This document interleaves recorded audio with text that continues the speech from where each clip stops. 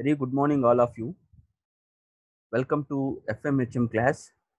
Today I'll start introduction to fluid mechanics. So in the first slide, I have given definition of fluid mechanics. If you see here, read it again. What I mentioned on the slide. Fluid mechanics is a branch of engineering science which deals with the behavior of fluids. Those fluids may be in rest positions or in motion, or interaction between two fluids or fluid with the other solid. This type of study we have to do in fluid mechanics. The study of fluids which are in rest position, that study is called as fluid statics. When fluids are in motion, there are two types of studies are available. One is fluid kinematics and second one is fluid dynamics. In case of fluid kinematics, here fluids are in motion and pressures are not considered in this study. Only velocity, flow rate, acceleration, next nature of flow, visibility, visualization. These are going to study in fluid kinematics. If you go for fluid dynamics, again in this case fluids are in motion but pressures are considered, means external forces which are acting on the fluid and momentum are considered in this study. Next point, see, fluid mechanics is going to be divided into number of categories like aerodynamics, gas dynamics, hydrodynamics, meteorology, ocean engineering. Like that, number of categories are there. But particularly for our syllabus point of view, we have a hydraulics missionary also. Hydraulics means it is a part of hydrodynamics. So that's why I have given a bullet regarding hydrodynamics. Hydrodynamics is a study of fluids in which fluids are moving with incompressible flow nature. Incompressible flow, I will tell you what is incompressible flow. And hydraulics means it is a part of hydrodynamics in which fluids are moving in pipes or open channels, like that, where we are going to study in hydraulics. So one unknown word we have studied now, incompressible flow. Incompressible flow means it is based on the velocity of flow, that then only we can identify that nature. There are two types of flows are available in the fluid. One is incompressible flow and second one is compressible flow. What is the difference between these two flows? I will tell you now. Mainly based on the velocity of fluid, we can identify the flow nature. How means, see, for example, now take a room in which air is flowing through the room. Definitely that air has some amount of velocity. Let us assume that velocity as 25 meters per second. Let us assume that this is only an assumption. Let us assume 25 meters per second velocity is air velocity in the room. Now consider air as our object. At the same time, in the room temperature, go for sound velocity. You can be calculated the sound velocity with the equation under root gamma RT. So when room temperature or atmospheric temperature increases, automatically sound velocity increases, because sound velocity is directly proportional to temperature. I gave you equation under root gamma RT. Gamma means adiabatic index or characteristic gas constant, T temperature of air or surroundings or atmosphere. So one is object, air velocity in the room, and second one is sound velocity. So first of all, you have to determine the Mach number. Mach number means it is a ratio of object velocity to the sound velocity. Object velocity, what I told you, 8. Sound velocity means under root gamma RT. So this ratio, what we are getting, if that value is less than 0.3, if you obtain that value as less than 0.3, the object is going with incompressible flow nature. So 25 by, we have taken air as 25 meters per second. Let us assume sound velocity as 350. So 25 by 350, if you are getting is less than 0.3, then that flow is called as incompressible flow. When that ratio crosses 0.3, that is called as compressible flow nature. In incompressible flow natures, density is taken as constant from section to section. But when you go for compressible flow nature, density you have to be considered. Section to section, that value varies, depends on flow velocity. So like that, we can differentiate flows, incompressible flow and compressible flow. This topic can be clearly discussed in detailed way. The total incompressible flow nature and compressible flow nature. If you want to get clear information, you can go for by SM Yahya, textbook of compressible fluid flow, compressible flows. Uh, Next one is that I hope you understood what is Mach number. Mach number value crosses 0.3, that flow is called as compressible flow. When which is in less than 0.3, called as incompressible flow. When we are going to study incompressible fluid behavior in a system, that study is called as hydrodynamics. Next, we'll move to a basic concept. What is fluid? There are three types of substances are available in nature. They are solid, liquid, gas. The substance which has liquid or gas nature is called as fluid. Clearly, I am telling you, the substance which has liquid or gas nature is called as fluid. We don't consider solid as fluid. Solid is not fluid. Only liquid or gas nature what we have, that substance is called as fluid. How can you differentiate fluid and solid? Let assume I have given two diagrams on this slide. One is considered as solid and second one is fluid. When you apply force on two bodies, objects, I have applied same amount of force, which has given blue arrow mark. So I am going to apply a tangential force on these two objects. Tangential force, it is nothing but shear force. When you apply shear or tangential force on the objects, in case of solids, if you apply a force, there is a tendency to regain its original position. In case of solids, we have a tendency to regain its original positions even if you apply force. But in case of fluids, if you apply force, there is no chance to tendency. Automatically, the deformation takes place. It flows from one place to another place, even if you apply small amount of force. So that is the difference between fluid and solid. Same thing I have explained in another diagram. See, if you apply force on it, automatically deformation takes place in case of fluids. Fluid never stops deformation, but in case of solids, solid stops deformation even if you apply force. So what is the difference between liquid and gas? Now I have come into fluids. There are two types of fluids. One is liquid and second one is gas. How can you differentiate these two? I will tell you with this slide. See, all of you, mainly the cohesive forces between molecules in case of liquids are very strong compared to gases.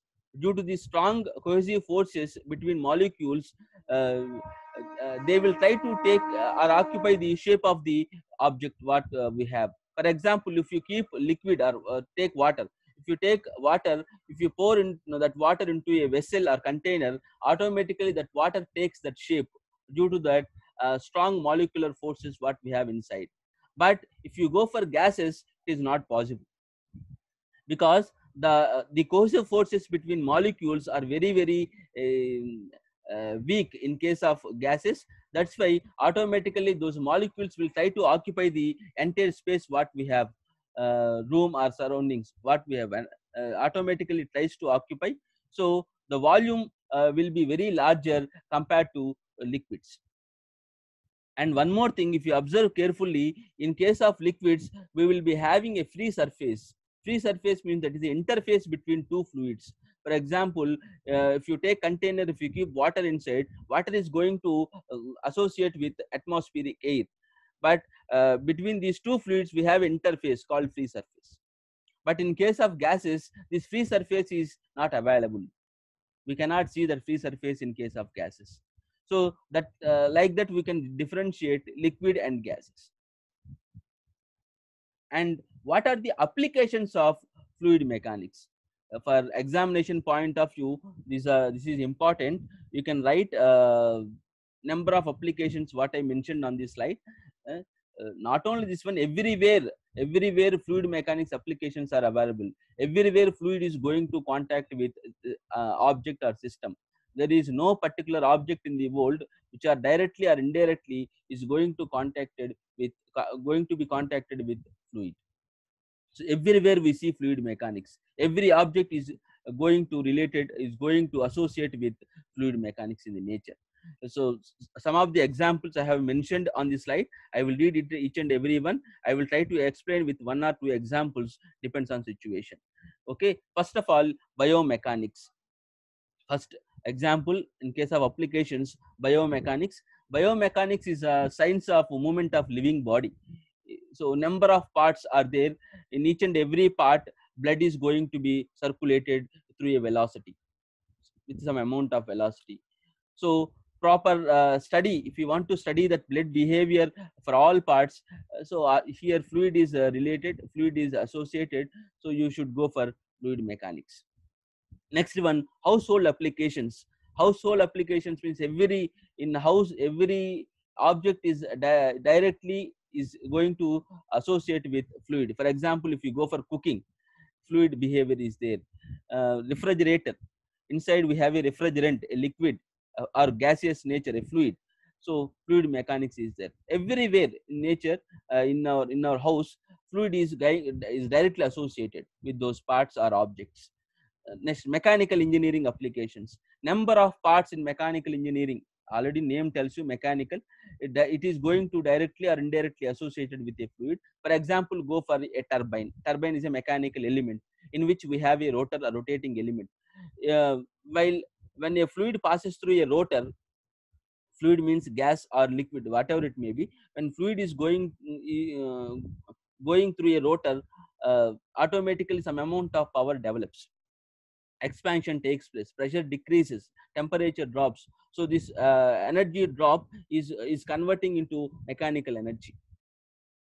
So here fluid behavior is there.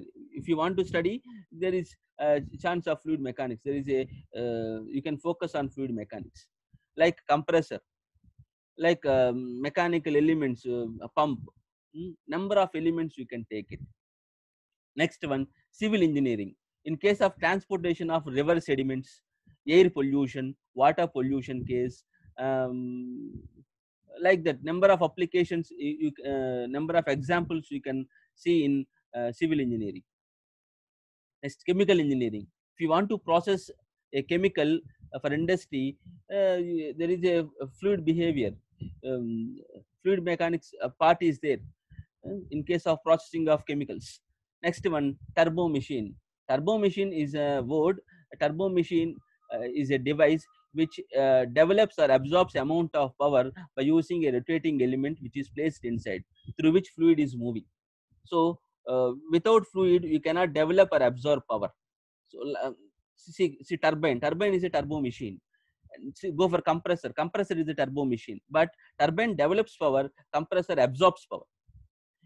So when fluid passes through this one, automatically based on the rotating element arrangement, it develops or absorbs. There is a fluid behavior. Without fluid, you cannot develop or absorb power. So turbo machine is an application of fluid mechanics.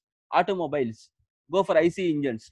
If you go for automobile engine, first of all, you have to supply air and fuel mixture to the engine cylinder for SA engine. Air and fuel mixture. So that is a fluid behavior. That air fuel mixture, first of all, sucks. After that, compression takes place. Next, combustion, expansion, exhaust. Through number of processes, finally power develops. It gives mechanical energy.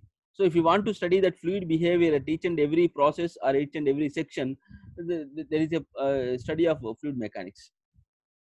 Go for medicine. In case of medicine applications, for example, I can say artificial heart valve. Go for artificial heart valve. Here, blood has to be moved to heart through a valve. So, if you want to study that behavior of fluid for effective design, proper fluid mechanics is it should be followed. Proper fluid behavior you should be studied. So, it is an application of fluid mechanics. Next one, power plants. Go for turbine. Number of devices in power plants. You can start with the furnace. In furnace, if you supply fuel, there is where combustion takes place. So due to this combustion, huge amount of gases with high temperature are developed. This temperature of gases, this heat is going to be supplied, is absorbed by various parts like um, evaporator, economizer, superheater. So every part is going to interact with fluid. Uh, with the proper arrangement, with effective design, you can go for high performance, high efficiency. Turbine, next condenser. So every part is associated with fluid. Next pump, mm, compressor. Now in every power plant, gas turbine or steam turbine power plant, every part is associated with fluid. Oil and gas. In case of pipelines, oil pipelines, gas pipelines, if you want to study that, it's a fluid mechanics nature. Meteorology and ocean engineering. Meteorology means it is a study of atmospheric phenomena or atmospheric effects on our weather. If you want to study that behavior on our weather, atmospheric air has to be studied here. It is a part of fluid mechanics. Ocean engineering. If you want to study that wave behavior inside the oceans, um, uh, wave behavior, water behavior, uh, there is a fluid mechanics. And military applications. Number of parts which are used in military applications are directly or indirectly associated with the fluid. For example, go for missile. Missile is has to be targeted at particular place, but it has to move through atmosphere. There is a fluid, atmospheric air. So for effective performance, you should design that one in proper way, while moving to atmospheric air. So there is a fluid. Like that, number of applications we have in fluid mechanics. Not only this one, everywhere you can see this fluid behavior is available. If you want to study that, first of all, you should study that fluid behavior. Then only effective or good performance can be done. Okay, next class, this is for today class. Next class I'll discuss fluid statics, units and dimensions. Next class I will start fluid statics. Okay, thank you very much.